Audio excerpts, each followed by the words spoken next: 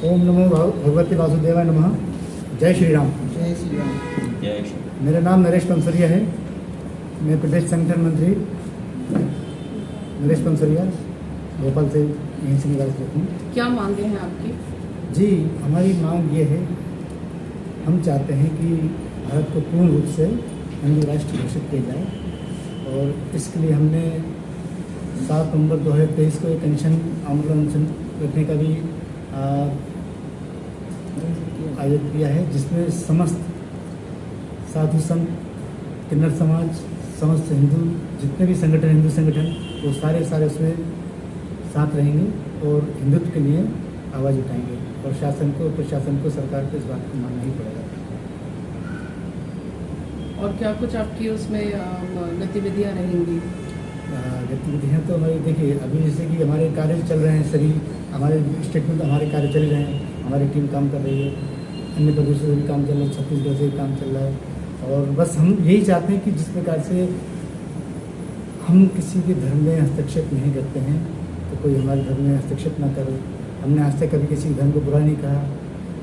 हमारा नवनिर्माण हिंदू सेना परिषद का एक ही उद्देश्य है कि कभी किसी को गलत ना कहो। ना ही हमारा कोई ये राजनीतिक संगठन है, ये राजनीतिक संगठन नहीं है, ये मात्र हिंदू संगठन है। इसमें सभी हिंदू भाई बहन जितने भी संगठन हैं, सारे लोग हम तो यही चाहते हैं कि सारे लोग हमारे साथ आकर काम करें और पूर्ण रूप से भारत को हिंदू राष्ट्र घोषित कराने के लिए सहयोग करें। संगठन का कार्यालय कहाँ पर है? संगठन का कार्यालय यूपी से है। अच्छा जी। कितने कार्यकर्ता आपके संगठन में काम करते और हैं? यहाँ से बात कर रहे हैं कि वहाँ से बात कर रहे हैं? ऑल इंडिया लेवल पर। All India level. All India level पर हमारे जो कार्यकर्ता है, कम से कम लगभग 500 कार्यकर्ता हमारे।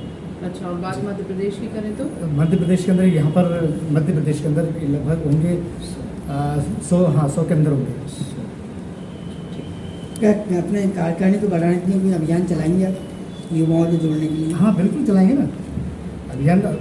बल्कि हर युवाओं से हम यही निवेदन करते हैं कि आप कुछ भी कार्य करते हो, कहीं भी रहते हो, लेकिन यदि अपने धर्म की रक्षा करना है तो सबसे पहले किसी भी संगठन से आप जुड़ें, हिंदू संगठन से अवश्य जुड़ें। किसी भी हद तक यदि हमको जो भी सहयोग बनेगा हम उनका सहयोग करेंगे। सदस्यता अभियान कब चालू करेंगे आप इसका? जी बिल्कुल। कब से चालू करेंगे सदस्यता अभियान? इसकी हम क्या कहते हैं, योजना बनाते हैं, उसके बाद फिर आपको भी सूचित किया जाएगा। जन जागरण कार्यक्रम में क्या कुछ शामिल रहेगा? जी, जन जागरण में हम लोग सबसे पहले सभी हिंदुओं से हिंदू समाज को एकत्रित करके विभिन्न तरह के हमारे कार्यक्रम होते हैं, जैसे कि इकट्ठा करने के लिए हम जैसे बात करें अगर तो किसी न किसी भजन संध्या हो गई या सुंदरकांड का पाठ हो गया। सामाजिक के स्तर पर हम लोगों को इस तरीके से करना है। साथ ही हमारा मेन उद्देश्य ये है कि जिस तरीके से ईसाई और मुस्लिम समाज द्वारा हिंदुओं का धर्मांतरण किया जा रहा है उसकी रोकथाम की जाए और हिंदुओं को ज़्यादा से ज़्यादा अपने धर्म की तरफ वापस अग्रसित किया जाए। इसी उद्देश्य से जैसे कि अभी नरेश जी ने बताया है कि सभी हिंदुओं को किसी न किसी, वो संगठन कोई सा भी हो, मैं ये नहीं कहता हूँ मैं नवनिर्माण हिंदू सेना परिषद से जुड़ा हूँ, मैं ये नहीं कहता हूँ कि हमारे संगठन से जुड़िए, लेकिन किसी न किसी हिंदू संगठन से अवश्य जुड़िए, क्योंकि अगर आप धर्म को नहीं बचाएंगे तो हमारा भी हाल वैसा ही होगा जैसे कि अफगानिस्तान में हम लोगों ने लोगों की स्थिति देखी है। आप कितनी ही प्रॉपर्टी बना लीजिए, कितनी ही आपकी संपत्ति होगी, लेकिन अगर आपका धर्म सुरक्षित नहीं रहेगा और तो आप किसी भी तरीके से सुरक्षित नहीं रह पाएंगे। हमने बहुत बड़ा विभाजन देखा है, धार्मिक आधार पर हमारा देश का विभाजन सन 47 में हुआ है, जो कि एक इस्लामिक राष्ट्र बना है। तो हमारा देश धर्मनिरपेक्ष कैसे हो सकता है?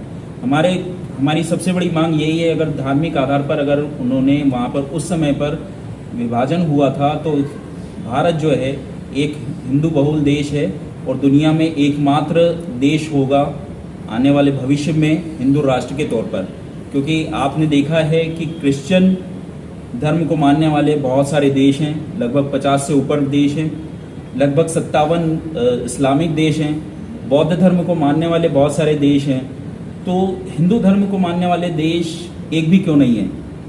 हमारा यही उद्देश्य है, हमारी यही मांग है इसी कि भारत को हम हिंदू राष्ट्र बनाएं और इसी परिप्रेक्ष्य में हमारे जो राष्ट्रीय संरक्षक हैं आचार्य परमहंस जी, जगत गुरु परमहंस जी, उन्होंने 7 नवंबर 2023 को एक विराट आमरण अनशन की संकल्पना की है, आयोजित किया है, जिसमें कि सभी हिंदू संगठन, किन्नर समाज और सभी साधु संतों का हमारे को पूरा सहयोग मिल रहा है और रामलीला दिल्ली के मैदान पर हम लोगों का ये अनशन जारी रहेगा। कब करेंगे सर, कब से शुरू होगा? 7 नवंबर 7 नवंबर 2023 ये और हमारी योजना है। ये हमारी योजनाएं हैं, उसके ऊपर हम लोगों ने कार्य शुरू कर दिया है। इसी उद्देश्य को लेते हुए हम लोगों ने सभी राज्यों में, सभी जिला स्तर पर हम लोग ये प्रेस कॉन्फ्रेंस रख रहे हैं। आज का जो दिन हमारा जो तय किया गया था, राष्ट्रीय कार्यकारिणी के द्वारा तय किया गया था, उत्तर प्रदेश, महाराष्ट्र, राजस्थान और उड़ीसा में ये आज की तारीख में हमारा ये प्रेस कॉन्फ्रेंस की गई है। राष्ट्रीय स्तर पर ये प्रेस कॉन्फ्रेंस है। आपके संगठन के द्वारा अभी तक के कार्यों की अगर बात की जाए तो क्या कार्य किए गए हैं, गतिविधियों की या कार्य की बात करें? हमारे जो संगठन का कार्य है उसके तो वैसे काफ़ी सारे कार्य हैं, लेकिन मैं कुछ मुख्य कार्यों पर प्रकाश डालूंगा कि अभी कुछ समय पहले ये, जैसे कि मैंने बताया कि हमारे जो संगठन है पूर्ण रूप से लव जिहाद के विरोध में है और अभी हमने इसी पर कार्य किया है। अभी शायद 6 महीने पहले का केस रहा होगा, आपने सुना भी होगा न्यूज़पेपर में कि एक न्यू जेल रोड जो है करोद के आगे एक लड़की थी जयसवाल, क्या नाम था उसका? जयसवाल। वो लड़की को एक लड़का बिहार का बेहला फुसला कर उससे प्रेम हुआ और लेकिन लड़की पर प्रेशर डाल रहा था वो शादी का। लड़की ने मना कर दिया तो आखिर उसने उसको मार दिया यहाँ से ले जाकर। तो उस केस को कोई करने को तैयार नहीं था। फिर हम लोग गए, उस केस को हमने निकलवाया और अभी वो पूरी कार्रवाई की हमने और अभी वो जेल में है। वो उसकी बड़ी अच्छी पूजा चल रही है। इसके अलावा ऐसे काफ़ी छोटी मोटी हम तो आयोजन करते ही रहते हैं। ये चीज़ है, मतलब ये कि हमारी जो यूनिट है हमारी भोपाल इकाई है अपना कार्य बराबर सक्रियता है और पूरा कार्य कर रही है। हमारे देश में धर्म के आधार पर है ना वो हुआ है, तो धर्म के आधार पर ही विभाजन हुआ। नहीं तो पहले तो पूर्ण भारत ही था, उसके बाद पूरा पाकिस्तान बनाया गया, लेकिन उनकी संख्या अधिक होने के कारण उसको पाकिस्तान बना दिया, ठीक है, मुस्लिम समुदाय को। लेकिन उसी हिसाब से देखा जाए, यदि जनसंख्या आधार पर देखा जाए तो भारत में हिंदुओं की संख्या अधिक है, तो उसको पूर्ण रूप से हिंदू राष्ट्र घोषित होना चाहिए। तो फिर इसमें रुकावट किस बात की और इसमें अड़चनें किस बात की? मैं यही प्रशासन से यही प्रश्न करूंगा कि इसमें रुकावट क्यों हो रही है, इसमें राजनीति क्यों हो रही है? लव जिहाद जानते हैं आप आज की टाइम कितना जोर से बढ़ रहा है। अभी बता रहा हूँ, हरियाणा में गुड़गांव ग्राम में, वहाँ पर आज की स्थिति में डेली मुस्लिम समुदाय के लोग रोड पर खुलकर नमाज पढ़ रहे हैं, ठीक। यदि हमारे हिंदू वीरों ने जिस दिन ये कार्य शुरू किया तो बहुत ज़्यादा प्रॉब्लम हो जाएगी, लेकिन हम उनको गलत शिक्षा नहीं देते। पूजा करने के लिए मंदिर जाओ, नमाज पढ़ने के लिए मस्जिद में जाओ, तो फिर प्रशासन को, सरकार को और जनता को क्यों परेशान करना? बताइए, हमारे निजी स्वार्थ के लिए। ये तो गलत है ना, ये पूर्ण रूप से गलत है। इसमें कुछ राजनीतिक संगठनों को सपोर्ट भी करते हैं। यदि कुछ लोग इसको रोकना चाहें तो उसको उन लोग प्रेशर डालकर उनको रोकते हैं, तो ये गलत है।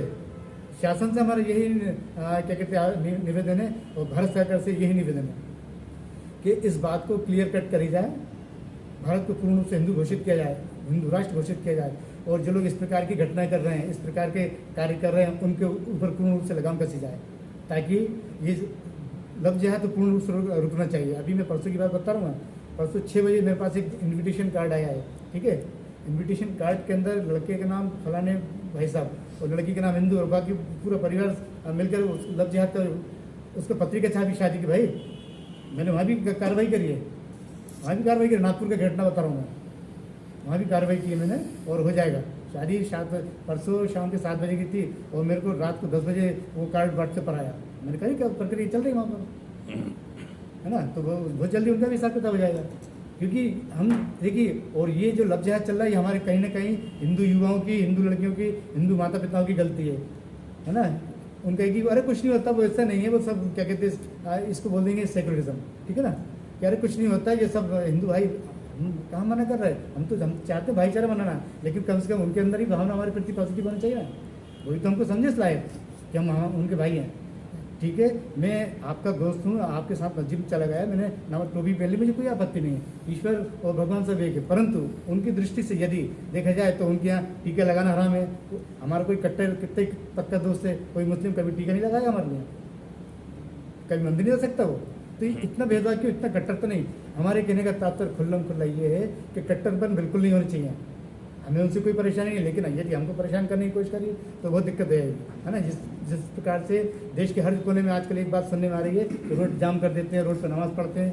तो जिस दिन हमारे भी 7 दिन है, रविवार के दिन यदि सूर्य चालीसा से शुरू कर दें, सोमवार के दिन शिव चालीसा से शुरू कर दें, मंगल के दिन हनुमान चालीसा शुरू कर दें, बुध के दिन गणेश चालीसा शुरू कर दें, गुरुवार के दिन बृहस्पति चालीसा शुरू कर दें, शनिवार के दिन शनि चालीसा शुरू कर दें, तो कितनी दिक्कत आएगी, आ जाएगी ना। लेकिन हिंदू सनातन अपने आप में एक संस्कृति है, वो कभी किसी को तकलीफ नहीं पहुंचाती, किसी को कष्ट नहीं पहुंचाती। हमको यही शुरू से सिखाया जाता है, और इसी का फ़ायदा विशेष वर्ग के लोग हमारे साथ कर रहे हैं, पूरी फ़ायदा उठा रहे हैं, क्योंकि हम शराफत रहते हैं। लेकिन यदि जिस दिन ऐसा होगा उस दिन बहुत प्रॉब्लम हो जाएगी, और हम ऐसा नहीं चाहते हैं। खुल्लम-खुल्ला मैं सभी को चेतावनी दे रहा हूँ कि कृपया जो लोग अभी नहीं समझ रहे, समझ जाएँ, सुधर जाएँ, ठीक है ना। क्योंकि जिस दिन हम ये आंदोलन शुरू करेंगे 2023 में, उस दिन बहुत ज़्यादा प्रॉब्लम हो सकती है। बस इतना जानता हूँ। जय श्री राम।